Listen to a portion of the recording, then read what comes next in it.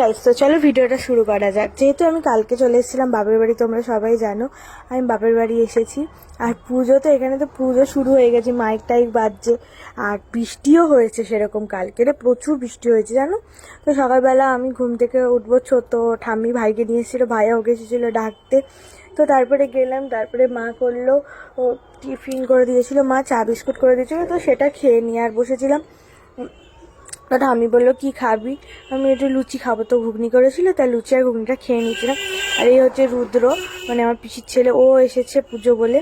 তো এখানটায় সবাই বসেছিল, আমি ঠাম্মি আর ওই আরেকটা দিদা ছিল, আমার বাবার পিসি জানো।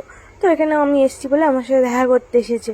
তারপরে দুপুরবেলা আমি এখানে খেয়ে নিচ্ছিলাম, যেহেতু আজকে হচ্ছে বৃহস্পতিবার, হয়েছিল সয়াবিন আর মুগের ডাল আর আলু ভাজা। তারপরে আমি খেয়ে দিয়ে যথারীতি ঘুমিয়ে পড়েছিলাম।